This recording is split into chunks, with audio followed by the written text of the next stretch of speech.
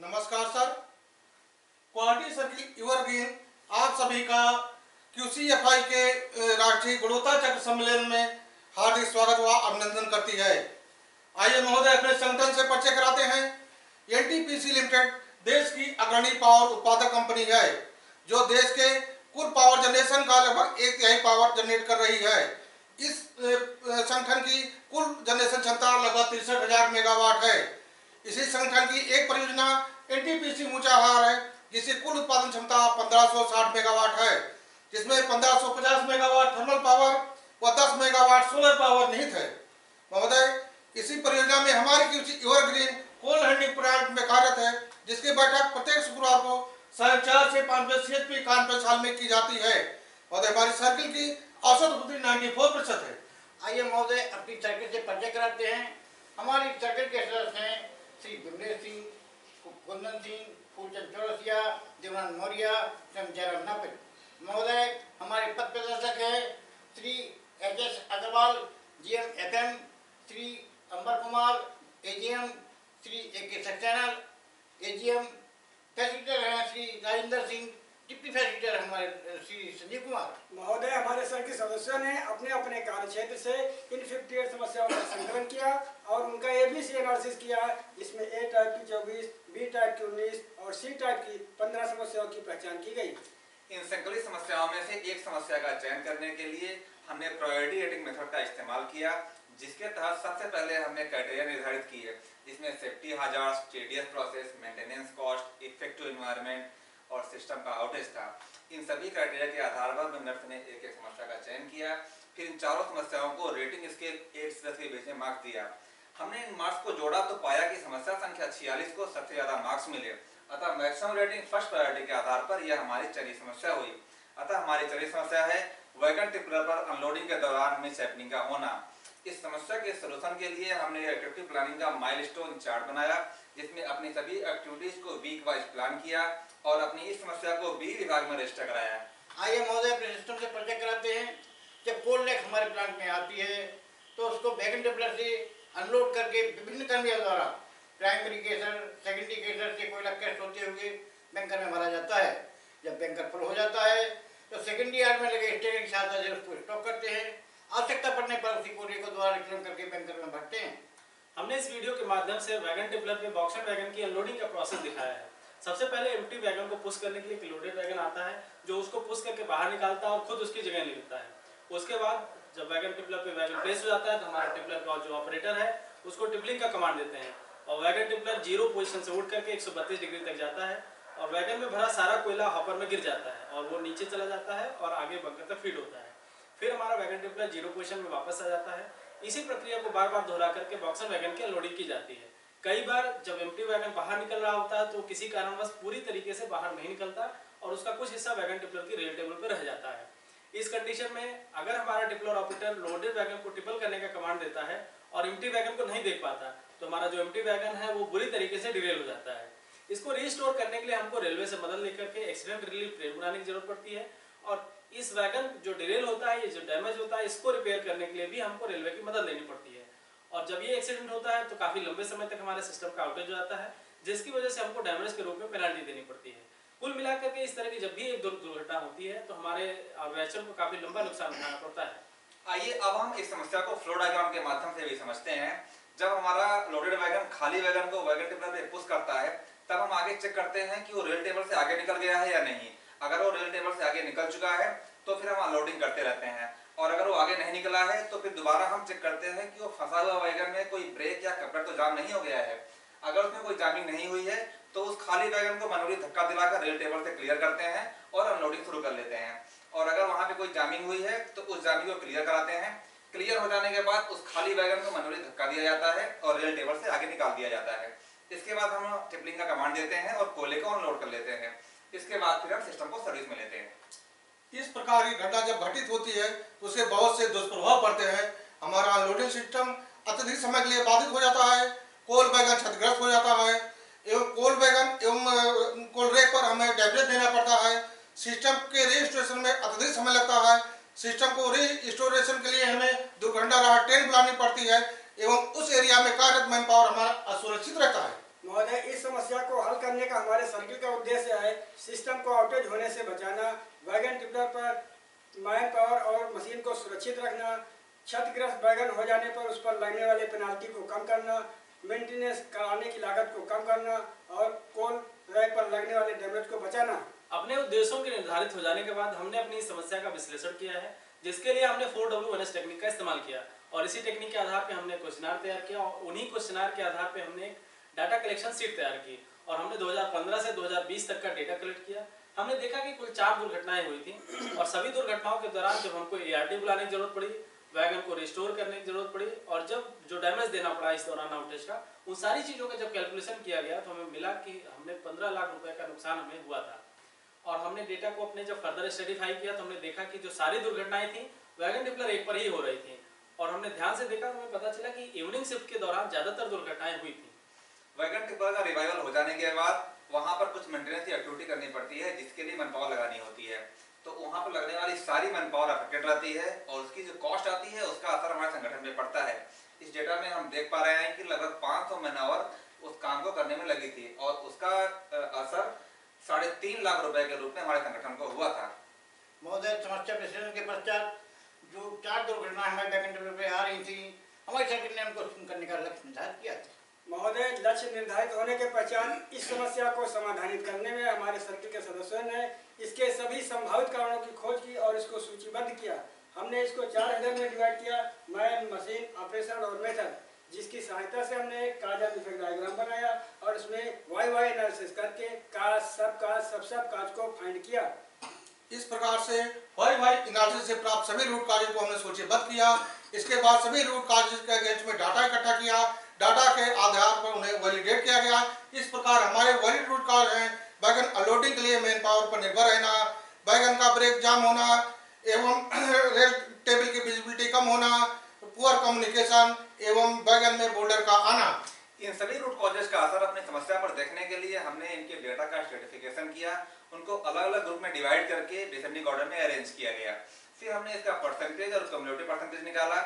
इसकी सहायता से हमने एक पेरेटो चार्ट बनाया। इस पेरेटो चार्ट की सहायता से हमने वाइटल फ्यू और यूजफुल मैनी कारणों को अलग अलग किया। हमारी टीम ने सबसे पहले वाइटल फ्यू कारणों को हल करने का निर्णय लिया।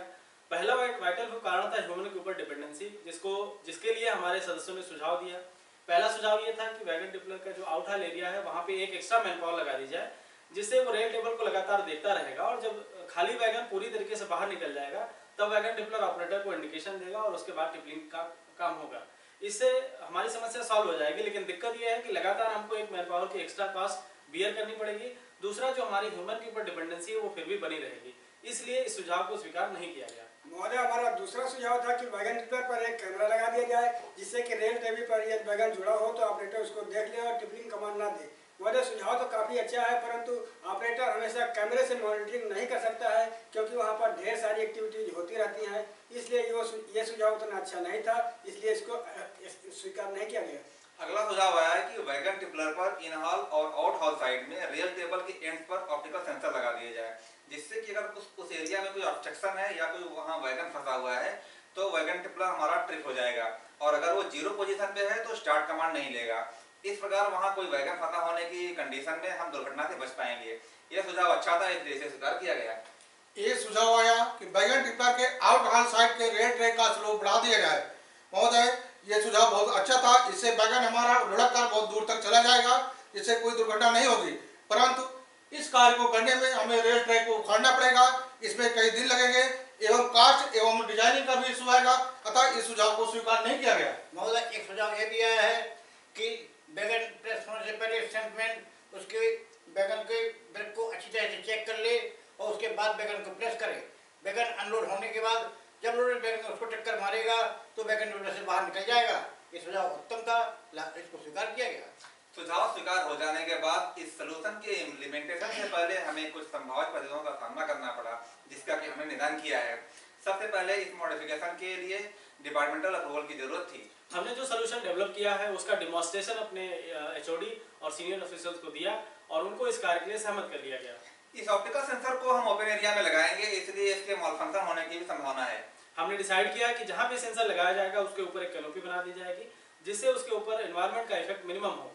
ऑप्टिकल सेंसर को लगातार क्लीन करने की जरूरत पड़ेगी। हमने क्लीनिंग का एक शेड्यूल बनाया जिसमें हर एक हफ्ते हम इस सेंसर की क्लीनिंग किया करेंगे। इस काम को करने में हमें इलेक्ट्रिकल मेंटेनेंस की हेल्प की जरूरत होगी। हमने अपने एचओडी के थ्रू इलेक्ट्रिकल मेंटेनेंस को इन्फॉर्म किया और उनको अपने इस कार्य में शामिल कर लिया है। इस मॉडिफिकेशन को करने के लिए हमें कटिंग और वेल्डिंग एक्टिविटी करनी पड़ेगी, इसलिए इसमें सेफ्टी का भी इशू आएगा। हमने डिसाइड किया है कि जब भी हम ये काम स्टार्ट करेंगे उसके पहले हार्डवेयर परमिट लेंगे जिससे हमें कोई समस्या ना आए। इस प्रकार से इन संभावित प्रतिरोधों के निदान के बाद हमने इस सॉल्यूशन को ट्रायल का प्लान किया। प्लान के तहत कार्य एवं समय का निर्धारण किया एवं कार्य को सभी सदस्यों में डिस्ट्रीब्यूट किया गया। मटेरियल अरेंज हो जाने के बाद हमने ऑपरेशन विभाग से कार्य अनुमति ली और कार्य शुरू किया। सबसे पहले वहां पर फाउंडेशन बनाया गया और फाउंडेशन के ऊपर स्ट्रक्चर तैयार किया गया। फिर वहां पर ऑप्टिकल सेंसर को इंस्टॉल कर दिया गया और उसके ऊपर कैनोपी बना दी गई, जैसा कि हमने इस पिक्चर में दिखाया है।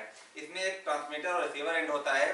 ट्रांसमीटर से एक सिग्नल रिसीवर तक जाता है और उसका कनेक्शन जंक्शन बॉक्स से किया गया है और ये इसका connection ultimately wagon tippler control room से कर दिया गया है।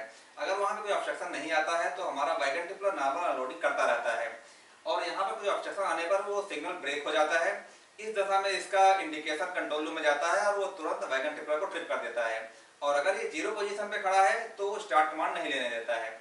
तो यहाँ पर कोई वैगन फंसा होने की कंडीशन में हम दुर्घटनाओं से बच पाएंगे। इसके अलावा हमने एक प्रोसीजर बनाया है जिसमें कि वैगन ट्रिपलर पर लोडेड वैगन प्लेस होने से पहले वहां पर कार्यरत स्टंटमैन हर बार वहां जो वैगन प्लेस करने जा रहा है उसका ब्रेक चेक कर लेगा और उसको रिकॉर्ड करेगा। इस वीडियो में हमने अपने ऑप्टिकल सेंसर की फंक्शनलिटी को दिखाया है। हमारे वैगन टिपलर ऑपरेटर ने स्टार्ट कमांड दिया और हमारे क्यूसी मेंबर ने वहां पर ऑब्स्ट्रक्शन क्रिएट किया और वैगन टिपलर ट्रिप हो गया। फिर हमने इस वैगन टिपलर को डाउन कर लिया। इस वीडियो से हम अपने ऑप्टिकल सेंसर की फंक्शनलिटी को प्रूव कर रहे हैं। महोदय, यह सोल्यूशन डेवलप हो जाने के बाद हम लोगों ने इसको 15 दिन तक ट्रायल पर रखा, जिसमें सेंसर की प्रोसीजर कंप्लाइंट को चेक किया गया, सेंसर की फिजिकल कंडीशन को चेक किया गया और सेंसर की वर्किंग को चेक किया गया, जिसका कि अच्छा परफॉर्मेंस हम लोगों को देखने को मिला है। महोदय, यह डेवलपमेंट हम लोगों ने अपने एचओडी के सामने प्रस्तुत किया। उन्होंने हम लोगों को इसको इम्प्लीमेंट करने की अनुमति दे दी। साथ ही साथ यह डेवलपमेंट वैगन टिपलर 2 में भी करा दिया गया। सर, इस सॉल्यूशन को डेवलप करने से हमारे सिस्टम में क्या इम्प्रूवमेंट हुआ, आइए इसको तुलनात्मक अध्ययन द्वारा समझते हैं। जैसा कि आप चित्र के माध्यम से देख रहे हैं महोदय, पहले वैगन टिपलर के रेल टेबल पर यदि 1 से अधिक वैगन होता था, यदि किसी कारण से ऑपरेटर ने कमांड दे दिया तो हमारा वैगन टिपलर कमांड ले लेता था और दुर्घटनाएं हो जाया करती थी। परंतु इस डिवाइस के लग जाने से यदि रेल टेबल पर दूसरा वैगन है तो हमारा डिवाइस सेंस कर लेता है और ऑपरेटर कमांड देता है तो हमारा वैगन टिपलर कमांड नहीं लेता है। अतः अब ये सुरक्षित हो गया है। महोदय, इस लाइन ग्राफ में हमने पहले और बाद का डेटा कंपेरिजन किया है। जो एक्सीडेंट के समय हमारा कॉल रैक काफ़ी डैमेज में जाता था वो अब घट करके शून्य हो गया है और उस समय जो मैन पावर अधिक से अधिक लगती थी जिसके कारण हम लोगों को 3.5 लाख बियर करना पड़ा था, वो भी अब घट करके शून्य हो गया है। महोदय, जो गोल हमने सेट किया था कि 4 समस्याओं का समाधान होने पर अब हमारी समस्या शून्य हो गई है। वाइटल फ्यू कार्डों को सॉल्व कर लेने के बाद हमारी समस्या 70% सॉल्व हो गई है। महोदय, इस सॉल्यूशन को डेवलप करने से हमारे संगठन की क्या बचत हुई, आइए उसका कैलकुलेशन करते हैं। महोदय, इस सॉल्यूशन को डेवलप करने में लगभग 11,000 रुपए खर्च आई एवं प्रत्यक्ष बचत लगभग 18 लाख रुपए की हुई। सर, इस समस्या के हल होने से हमें प्रत्यक्ष लाभ से कहीं अधिक अप्रत्यक्ष लाभ हुआ है। हमारे क्यूसी के सभी सदस्य अलग अलग लोकेशंस पे काम करते हैं और इस एक प्लेटफॉर्म के माध्यम से इकट्ठा होकर के सब अपने आइडियाज, अपने एक्सपीरियंस एक दूसरे से शेयर किया, जिसकी वजह से हम सभी का नॉलेज बढ़ा और इस सॉल्यूशन के माध्यम से हमारा आइडिया इम्प्लीमेंट हुआ, जिसकी वजह से हमें प्राइड की फीलिंग है। इसके अलावा हमारे सदस्यों के बीच में कोऑर्डिनेशन बढ़ा है, हमारा वर्क प्लेस पहले की तुलना में ज़्यादा हेल्दियर है और हमारे सिस्टम की रिलायबिलिटी भी अब बढ़ गई है।